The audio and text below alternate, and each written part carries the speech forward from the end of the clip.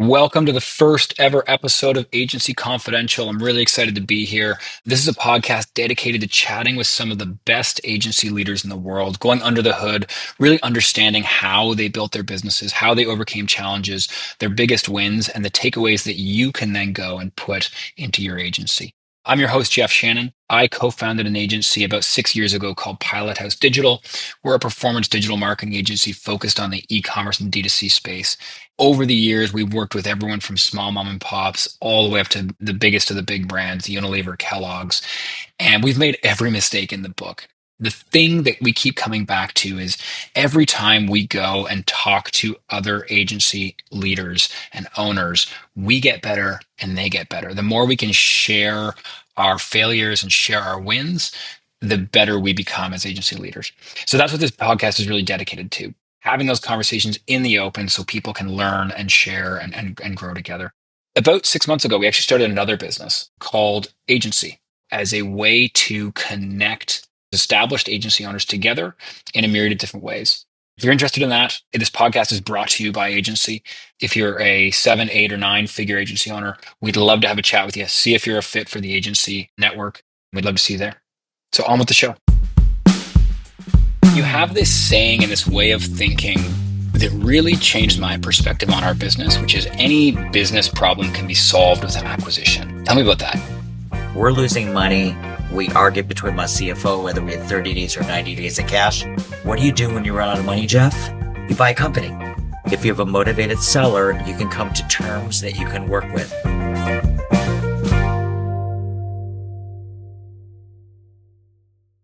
Hello, everybody. Welcome to Agency Confidential, where we uncover the stories behind the business of running an agency. Today, I'm really excited to have a conversation with Tom Shipley. He's an investor, advisor, builder who's done a bunch of amazing things in his career. He's acquired a ton of agencies. He's helped people acquire a ton of agencies. He co-founded Atlantic Coast Brands, where he took that business, if I'm not mistaken, I think from almost the brink of failure to selling over $2 billion in product. He created Foundry, an e-commerce aggregator that raised $100 million right out of the gate. He's an investor in many brands and agencies. He's an advisor to many brands and agencies. He runs some great events, which I'm sure he'll talk about. And at the top of it all, Tom is a master of M&A. He's a huge proponent of growth through acquisition, spends a lot of his time teaching and advising brands and agencies on how to grow their business by acquiring other businesses. And he's an all-around great guy. So Tom, welcome to the podcast. Great to have you. Hey, Jeff. Great to be able to be with you again on the podcast. So I think we should just dive into it. We got a pretty short one today. I'd really love to hone the podcast on the idea of growth through acquisition. I met you a couple years ago at one of your events about scaling your business through acquisitions. I think it was called Scale at Speed. It's funny. I found the notebook this morning. So I've been taking notes in there. And you have this saying and this way of thinking that really changed my perspective on our business, which is any business problem can be solved with an acquisition. Tell me about that. How did this come to be one of your core beliefs? I want to take you back and just tell you a story about my first two acquisitions, and I'll be very quick about this. The first acquisition was my business was a online store, but I mailed out millions of catalogs. We had up to about a dozen pages in Sky Mall magazine. Life was great. .com bust happened, which means we couldn't access capital. Slight recession. Conversion rates goes down. Average order goes down. We're losing money. We argued between my CFO whether we had 30 days or 90 days of cash. I ended up speaking with an investment banker who said, Tom, from New York, he said, Tom, I have the perfect acquisition for you. Remember, I'm out of money and I have no access to it. He said, perfect acquisition. He said, I represent Boise Cascade. We're selling off a $750 million division. That division has a $15 million company that the buyer does not want. So they have a buyer for that business. He doesn't want this 15 million. And he said, they don't want to write it off. And you are the perfect buyer for that business. With that, I learned that if you have a motivated seller, you can come to terms that you can work with. And we end up buying that business. It over doubled the size of our business. We exit a year later. Now, fast forward 2 years later, myself and my partner, again, remember, we're two former special forces guys in Richmond, Virginia. And we had this vision. We're going to take my playbook on how to develop an iconic brand using direct response marketing. Now, everyone laughed at us when they heard our idea. We were going to build for the first time, this is 2005, $100 million beauty brand using direct response marketing. And everyone laughed at us that this will never happen. At the end, we had such strong conviction at the end of the 12 months, we had proven the model work, great customer acquisition costs, great lifetime value. We did $331,000 in revenue, but we ran out of money. Now here's where it comes in. What was our problem? The problem is we proved it worked in print and radio. However, internet, it was working, but we weren't great experts at that time on internet marketing. So that was the first problem. The second is we didn't have a team. It was myself and my partner and a part-time bookkeeper. We didn't have a tech staff. There was no such thing as there wasn't Shopify or any other type of microsites, platforms that you can just, a funnel platform that you can go and plug and play. So we basically had someone build us. It was a little bit kludgy. So we didn't have all the fundamental tools to succeed. And the worst part is we ran out of money and I couldn't even feed my family and neither could my partner. And so what do you do when you run out of money, Jeff? And we had so many problems to solve. You buy a company. So that's what we did is we bought a $15 million business in Hoboken, New Jersey. It was a vitamin supplement company with 9 brands. Now, what was important about that? They were throwing off $1.5 million of cash. They had a great tech platform. Basically, we could plug into designer, developer. They were great internet marketers. And basically, we put our little $331,000 brand on top of this platform. And within 3 years, we did $100 million. We did $1 billion on that first skincare brand. So when I say we had so many problems. Where do you start? If we were to grind it, it would have taken us years and a lot of risk to get there. And suddenly within 3 years, we did $100 million. So whatever challenge you have in your agency, for example, you have a problem with lead flow and you have an Amazon agency. Well, one of the hottest things is TikTok shops. What would I say is you can either build it on your own or you can buy a TikTok shop agency. Give an example, a buddy of mine, Brian. Brian was probably one of the best. He had an Amazon agency from an area of, he was brilliant from marketer and a salesperson in business development. There's no one better than Brian. The challenge that Brian had is, and he had so much confidence that he was able to charge twice the growing rates. His problem was his team was mediocre. Now, what happens when you charge twice the going rates and mediocre results? Churn. So he's bringing on clients, but they're churning out just as fast. So he went and found the best operator in the business who could not generate new clients. They were having trouble making payroll, and he was going without the COO, and they had 1,600 pages of SOPs. So Brian bought that agency, so an acqui-hire, small piece of equity, basically gave everyone jobs, hired this guy as a CEO with a very strong salary, gave everyone raises, and suddenly he had the best core platform in the business as far as Amazon. And that's why 2 years ago, he got an offer for $187 million for his agency. Again, Wow. his core problem was he didn't have the capacity and the core capability to match the amount of level of sales. He acquired it, and that allowed him to become this rocket ship. So you tell me what your challenge is whether you need to do incremental channels, new products, expertise, capacity, cash flow. A lot of times people have such a strong in the agency. They say, well, we have the capacity to grow because of our C-level team is great, but we just don't have enough business. But if you acquire a business and that book of business, you can get there. So I want to come back to the how you buy a business when you run out of money, but I'll come back to that.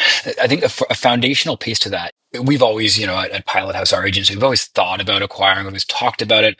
We've just never done it. And part of it is, I feel like we're never in the right headspace or it seems daunting. What are the foundational pieces? What's the headspace? What are the things the non-negotiables you need to figure out to be able to start acquiring? First of all, remember, it is never the knowing all the how, it's knowing the who. What I do with everything I do in business, I'm a business architect. I don't need to know every detail. What I need to do is understanding what I'm going to do and why I'm doing it and the overall framework of the steps. And then I need to focus on the next step and find the experts that can help me get through the next step. And that's really it. And so it is, and it's conviction. And let me just share this with you. And part of it is an attitude. Let's say I've been in business for 3-4 years in my agency or 5 years. Now suddenly my goal is I'm going to have aggressive growth goals. And I'm going to go, what would be a really good growth goal for an average agency, Jeff, after 5 years? Annual growth rate. 25, 30%. Okay. And in reality is because stuff that happens. They have a bad year. On average, when agencies shoot for 20 or 25% growth after they have a certain size, I'm seeing the average results about 10%. If an agency and this is 5 years, if an agency grows by 10% every single year over 5 years, they'll increase and it compounds. Great job. At the end of 5 years, you just increase your enterprise value by 50%.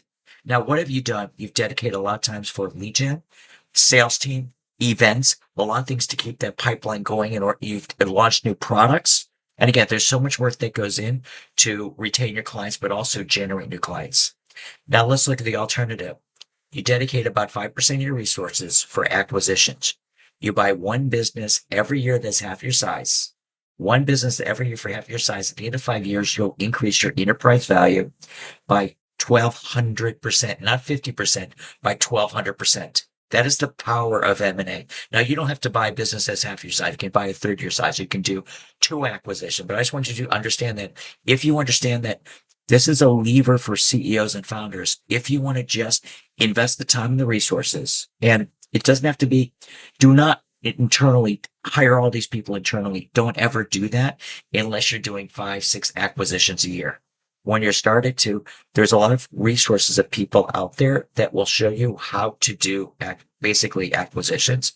And the first is, and we can go through the process of that on what it actually takes to actually create the lead flow, the conversation, the conversion, but it's the fundamentals.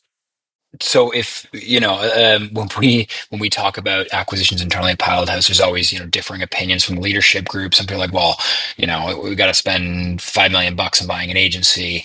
That's a ton of debt to put on the books. How do we, can you talk about how do you build a acquisition machine that doesn't risk the whole business?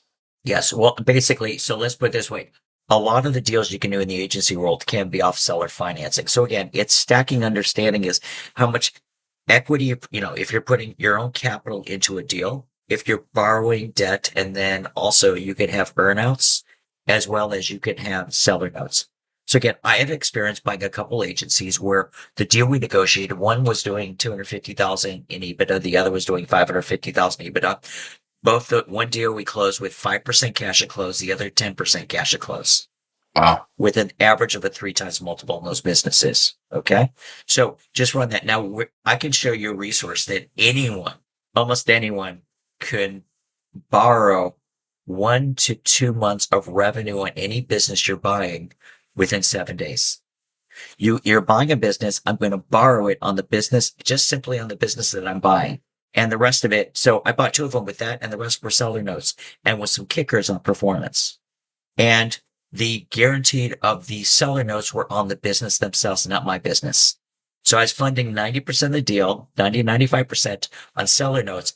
But if the deal didn't work out, what I said is 2 things are going to happen. The consequences and the remedy for a lack of payment was, number one, is that I would go out and, number one, if I can't cure it, there's some default interest rates. And then if I can't cure it, I would actually go and sell the business.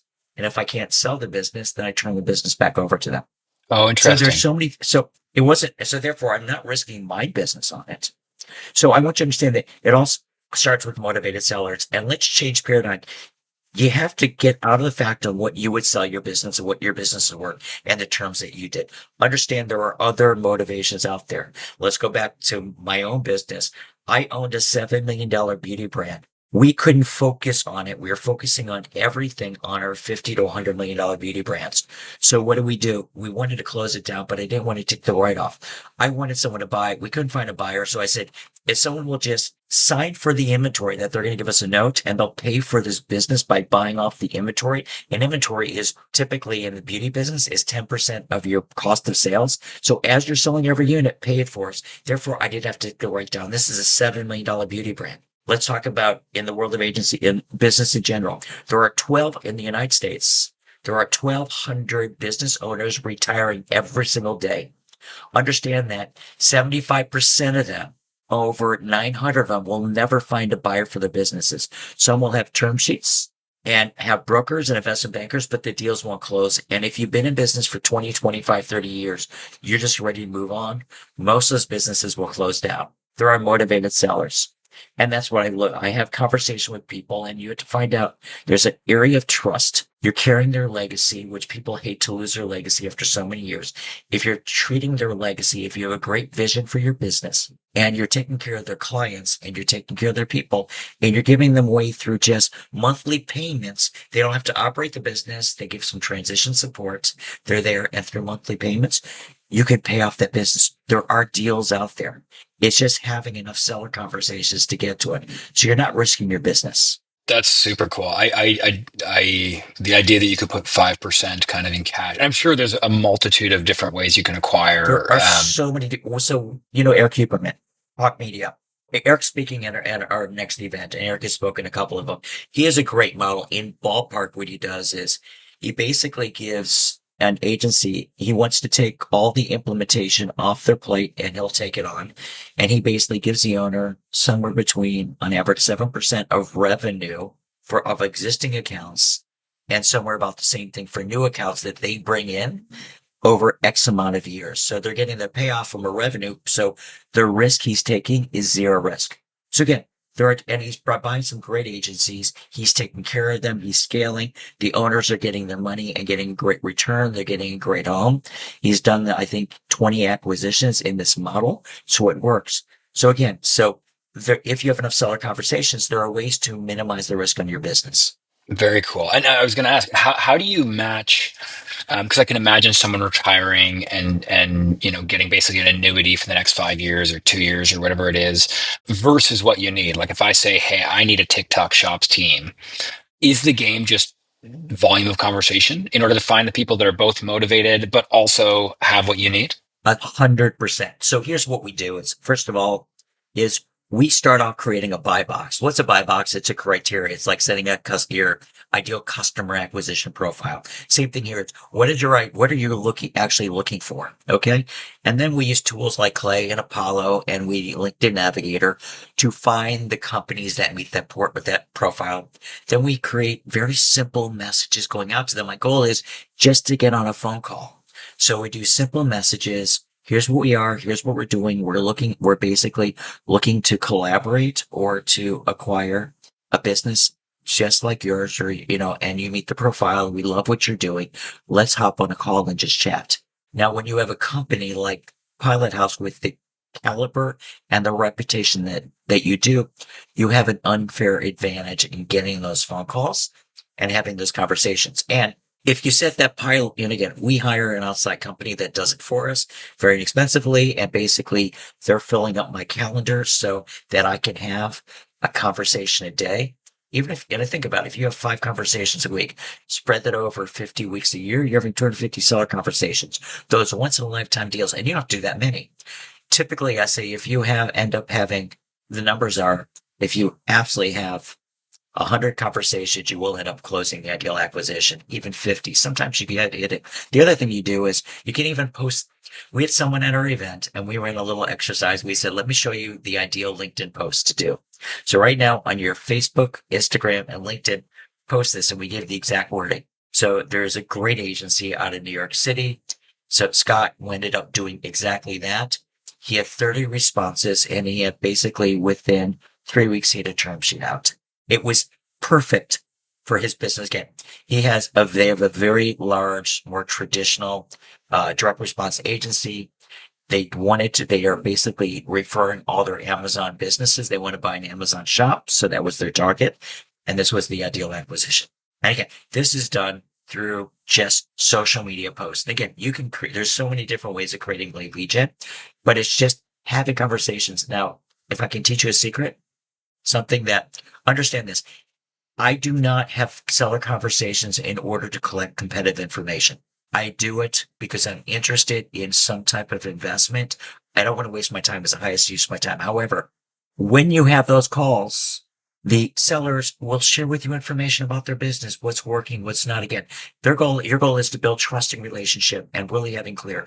You're going to learn so much ideas and things that will inspire you, that will make your business stronger. And if they're a great partner, you will collaborate, do JVs, or you'll buy their businesses, period. However, you can't learn this information by calling up people that are in other areas you're interested to get into or direct competitor and say, hey, Tell me what you're doing for lead gen.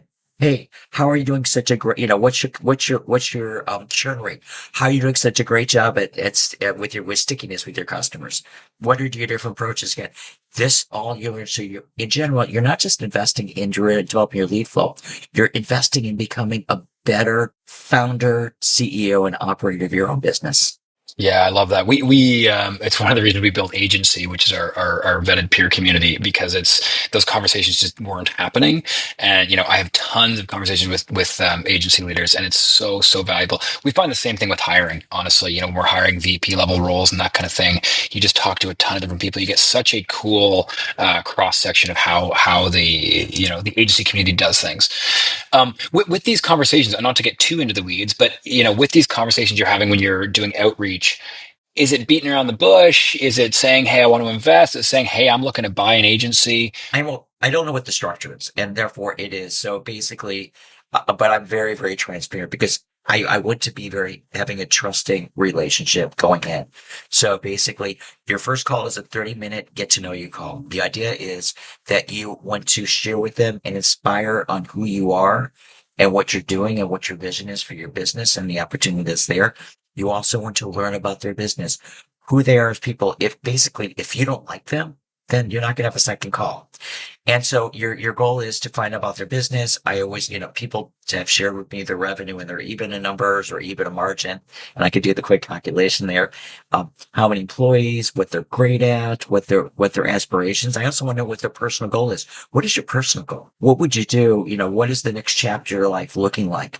And people share with you with basically, if you create that trust environment about if I understand what their goals are, I understand what their agency is and what they're great at and how there could be a fit. And I start off is that we're basically growing our business. We're doing it through mergers, acquisitions, and collaborations because, sometimes it is, you start off with saying, let's refer business to each other and you see how they go. So you're both are, and it could be, I'm going to refer business to you and we're going to test our relationship out. And if it works, then we're going to talk something about the next level. So there's an opportunity that they're going to get some new accounts in it, which is absolutely true. Yeah. Because I know when I want to do an acquisition, I want to test the relationship by giving them business and see how they handle it. How important is that? How important is the due diligence aspect of buying one of these new businesses? Okay, so it's a great question, Jeff. So there's different phases of due diligence. So my first call is very simply is I use Fathom, I record it, I have all the information, and because I don't want to misunderstand anything or not remember correctly what they're sharing with me. Then the next call says, "Oh my God, this was a great call. Let me tell you about our next step. Our next call is that if you choose to continue this conversation, and I'd like to invest an hour into a business, basically a deep dive call where we'll basically spend an hour with each other. You can ask me whatever you want to. And then also I want to really learn. And my goal is very quickly is to identify, is this the right opportunity for both of us and for us or not? Because I would not want to waste your time. But basically the next call is to really learn about your business. I love what you're doing and I like you. So the next call is your business due diligence. Now, in advance of that, depending on the way the call's going, I'd say in advance of that, I'm going to ask you for a few things. So I ask for some basic information, and part of it is to be better prepared for the business to deep dive call. But my goal at the end of that call is to have the information. If I want to go on after that, then what's going to happen is I'm going to say, well, what I like to, they're going to say, well, what are you looking at? What is the deal structure? How much are you going to pay? What's my value? And I'm going to say, I wish I knew. And unfortunately, it would be insincere of me to start sharing that with you now. So I'm going to send you a list of information and I'd like you to send that to me so we can put together some indication of interest of what we think can work together and some ranges there. And with that, I'm going to ask for the initial information. Now, remember, there are different phases. I don't want someone wasting time and sending me their article corporation and all their client contracts and everything else until there's a serious deal. My goal is enough information that I can give them a letter of intent that I can stick by with some general terms that I know that we can move forward with. Once we have a signed LOI, then I'll send them my first set of due diligence questions and information, which is a lot of work for them to actually give to me. And I'm looking for a validation. Due diligence is about several things. One is validating that what I think I know at the business is true, identify real issues with the business. And most important is at that point, once you have a signed LOI, is to inform you for the most important day, which is day one after the acquisition. It's starting to formulate your ideas on what the day one's going to look like, and the integration and the timing for integration, how you guys are going to work together, all that informs it. Now, due diligence. You're going to find information due diligence that's going to be yellow flags and red flags. If you find a red flag, it doesn't mean walking away, we're done. It means certain things. One is a lot of those things is, listen, you don't have assignability on any of your client contracts. So prior to close, I need you to go to your clients and just update your agreements to get assignability on those agreements. Otherwise, we're not buying anything. Certain things can be addressed prior to close. Other things is there are some things you find out that there were some historical lawsuits and things that are looming. I can cure that through reps and warranties of the agreement that they're taking responsibility, and they can get an insurance, reps and warranty insurance that covers it so I don't have to worry about it. And also in the deal structure, the way I'm doing acquisition, stock or asset purchase, there's a lot. And certain things are smaller things you're going to identify. They're going to say, we're going to fix this together after close. So again, you have your list of the green, yellow, and red items, and then you have your keeping list on how you're going to address those. And that's your due diligence process. The one thing you don't want is surprises. There'll always be some surprises. You want to minimize the level of surprises, and anything that will, as you say, blow the company up or hurt your business, you want to identify that in due diligence. And if you do a good job, you will. Once the due diligence is done, once you've figured out your financing, what does integration look like for most of these agency deals? This is where I've heard of tons of deals falling apart because people do it the wrong way. Tell me about that. So let me just walk through some quick process. I'm going to jump into integration. Okay. So most of what you can do when you're doing a deal structure is there's so much creativity. There are some really amazing people out there that can help you with deal structure. That's something that will minimize the risk as well as inform what needs to go in the purchase agreement, whether you're doing an assets or stock purchase on that.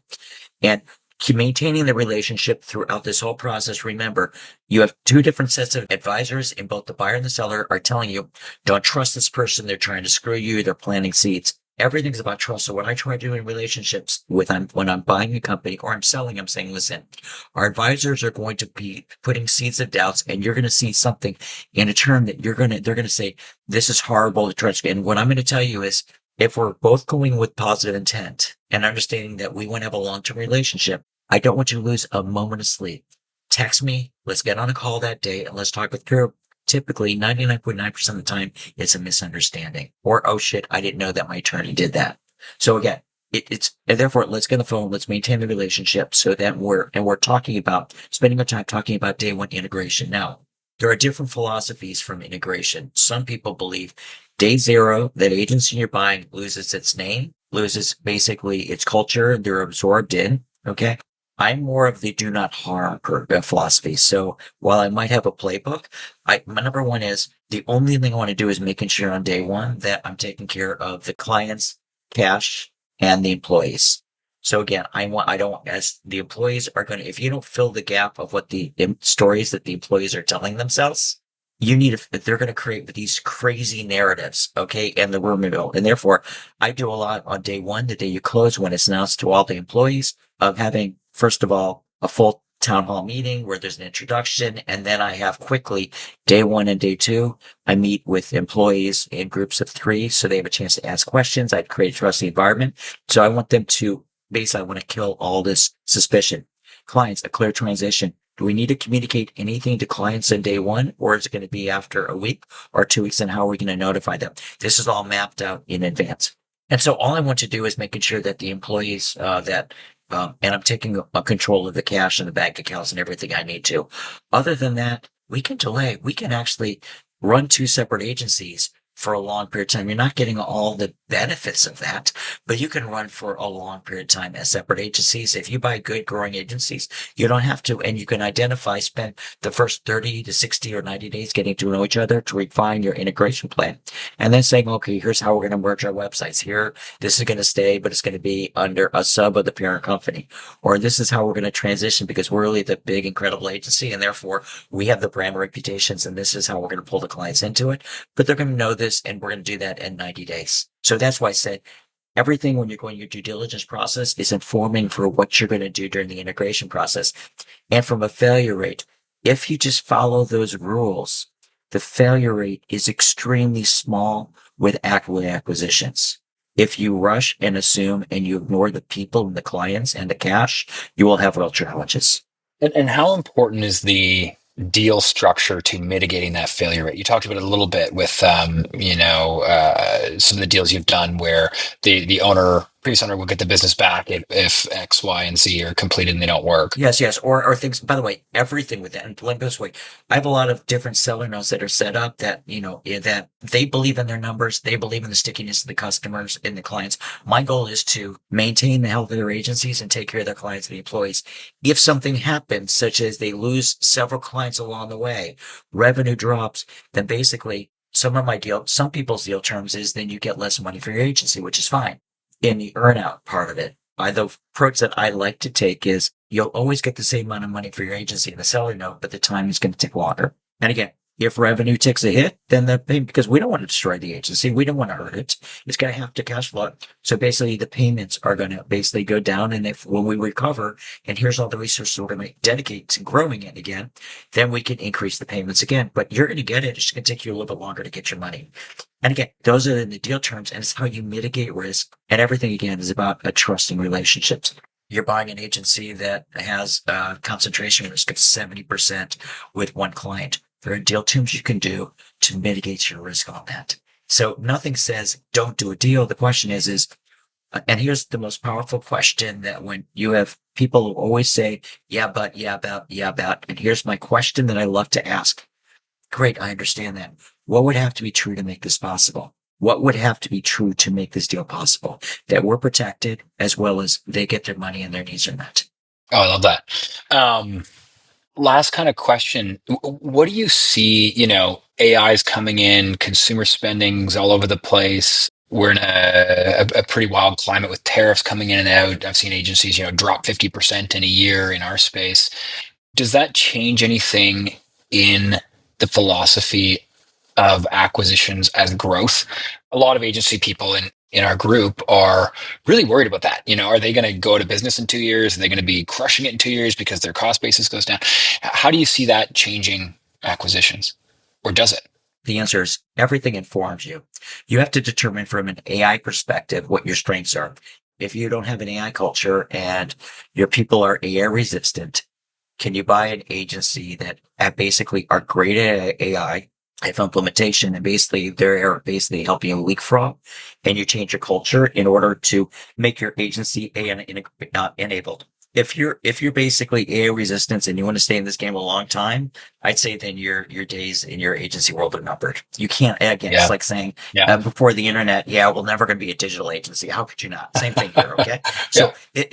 But what is your path? But you also, if you're buying an agency and they're not, if you are really on your AI journey in your AI implementation, the way you're handling data, lead gen, and basically operations, and you're basically making great progress for your AI integration, and you find an agency that doesn't have it, it's a great advantage. And let me just flip it this way. 2026, in my opinion, is the year for acquisitions. Why is there are so many owners of agencies that are right now scared to death.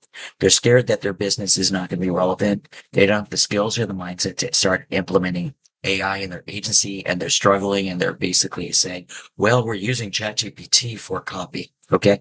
But they really don't understand how to implement agents and basically to automate their workflow and everything else. So therefore there's a fear factor. They want to get they're afraid, and they're going to put their business on the market. And therefore that's where you have the advantage of basically coming up with the right deal terms that meet their needs and your needs. So I see more openness of sellers wanting to exit and more flexibility of deal terms because of the fear. The agency world's not going away. The question is can you adapt and utilize the tools of what AI has to give you to deliver a better product, better value, better service, and ultimately from a customer member? Remember doing 2 billion of sales, how much I spent on marketing an agency is what I cared about is results. And if you're really that great is, especially in certain, run a performance agency. Again, there's so many things that you could do to adapt in this changing environments. Agencies aren't going away. Mediocre agencies, especially those that used to deliver base level things like copy, are going to have challenges. But, if you're, I one time I said SEO agencies are in trouble. I was wrong because of AEO or GEO, whatever you want to call it. Okay. Your phraseology. It's not, it's extremely powerful. So there is the adaptability no matter what you're in, and understanding that Data is king. Analytics are king. Creative is great. So you have tools to do creative.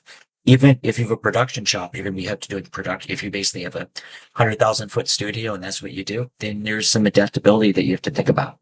Yeah, very cool. And so 2026 being the year of acquisition, what's the, talk about your event, DealCon, because I went to an event that Tom put on 2 years ago now, all about just the nitty gritty, like this conversation, but on steroids, 3 days of it, really getting into the weeds. Tell me about DealCon. My goal is very simply is I don't care whether you've never done an acquisition, you've done one, or whether you've done a dozen, is to drastically increase the bar on your knowledge so you can do acquisitions with lower risk and a bigger upsides and higher probability of the return you're looking at. I'm looking at helping work. Basically, we fly our team in for this. We spend over $250,000 on this event, and we're building incredible relationships in that room. And my goal is you might find your next business partner in the room. You might find your next acquisition. If you're selling your agency, we actually have our third day. We're dedicating it simply to people that want to exits, and the other half, the other track is about implementing AI in your agency as well as AI in M&A. So that's really the third day. But what we're doing is I'm going to have capital sources in the room, so you get to meet them. So different M&A attorneys, and the knowledge you have to be successful in this game. So there's aggregators that are doing roll-ups in the room. So it's an incredible community. And what I look for is, and I try to interview all the 150 people that are going to be in this room, because what I want when people leave, I want them to say is the quality of content is the best they've ever had. The experience, because we do a lot from experience in our special events that we do, but also the quality of the character of the people in the room is the highest of any event they have ever been to. If we've achieved that, we've succeeded in the event, and then we keep on doing this over and over and over again. So our next event is February 9th through 11th in Miami. The event sells out every time. We will sell out over the next 2 weeks. It's happening fast. I know the rooms are, we're still trying to get some extra rooms from the hotel because they did sell out the other day. So if you're going to join us, go to dealconlive.com. And my goal is that DealCon will be a defining moment in your life, in your business, and it'll be transformational. That's great. Well, I thoroughly enjoyed it, and we're going to try and get down to Miami as well. Me and the other partners at Pilot House. Tom, this has been fantastic. Really, really great catching up. Really great chatting with you. Really enjoyed it, Jeff. Thanks again. You guys are the best.